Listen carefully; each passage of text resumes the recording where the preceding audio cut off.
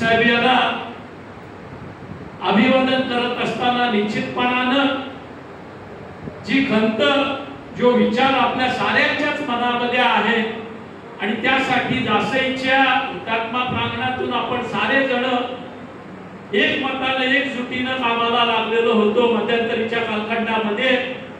त्याच्यात काही मतमतांतर आलं पण हे सारे प्रयत्न करत असताना आपल्याला आता या गोष्टीची दखल अतिशय तातडीने घ्यावी लागणार आहे, कारण विमानतळाचं बरंचसं काम पूर्णत्वाला येतंय आणि आदरणीय दिवा पाटील साहेबांचं नाव हे पहिलं विमान उडण्यापूर्वीच लागलं पाहिजे ही धारणा आपल्या साऱ्यांच्या मनामध्ये आहे। त्यामुळे आपण आपल्या या संघर्षाची तीव्रता आता वाढवण्याची गरज आहे। ज्या पद्धतीने आपण प्रयत्न करत आहात त्या पद्धतीने जात असतानाच आपल्याला या माझे सहकारी राजन पाटील यांनी सांगितले त्याप्रमाणे या लढ्याची धार वाढवावी लागणार आहे। बाळ्यामामांनी उल्लेख केला तसा लाखी मोर्चा आपल्याला काढावा लागणार। 250 किलोमीटरवर इगतपुरीचा आदिवासी शेतकरी महाराष्ट्राच्या अधिवेशनावर दर वर्षी न चुकता मोर्चा घेऊन येत असतो आणि काही अंशांना आपल्या मागण्या पदरात पाडून घेत असतो।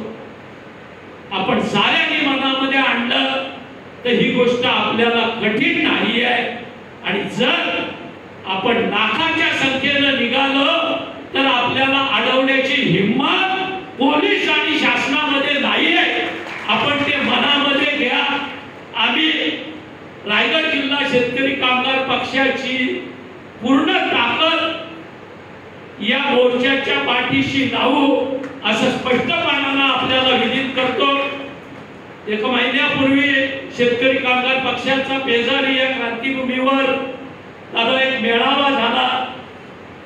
त्या मेळाव्यामध्ये पक्षाचे सरचिटणीस जयंतभाई पाटील यांना मी स्पष्टपणाने मागणी केलेली आहे की नव्या मुंबई आंतरराष्ट्रीय विमानतळाला दिवंगत दिवा पाटील साहेबांचं नाव मिळावं आणि या विमानतळाचे लाभ त्या ठिकाणच्या प्रकल्पग्रस्तांना आणि पनवेल उरण नव्या मुंबई वासियांना मिळावे म्हणून आम्ही या ठिकाणी काही उपक्रम घेतोय। त्या उपक्रमाला रायगड जिल्हा शेका पक्षाची पूर्ण ताकद आपण लावली पाहिजे। मी मध्यंतरीच्या काळात आपल्या समितीचे अध्यक्ष नंदराज मोंगाजी, सचिन असेल, राहुल असेल या सहकार्यांबरोबर बसलो होतो। कुठल्याही पद्धतीचं राजकारण या गोष्टीमध्ये येऊ नये म्हणून त्यांना मी स्पष्टपणाने सांगितलं 27 गाव संघर्ष समिती आणि दादांच्या नेतृत्वाखालची समिती जो काही निर्णय घेत त्याच्याबरोबर शेतकरी कामगार पक्ष पूर्ण ताकदीने असेल।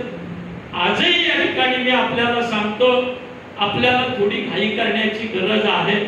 महाराष्ट्राच्या विधिमंडळाचं अधिवेशन चालू होत असताना दादा किमान लाखाच्या वर लोक आपण आणली तर तुम्हाला मुंबईत प्रवेश नाही, तुम्ही येऊ नका, तुम्ही इथं बसा हे सांगण्याची हिम्मत शासनाची किंवा पोलिसांची होत नाही।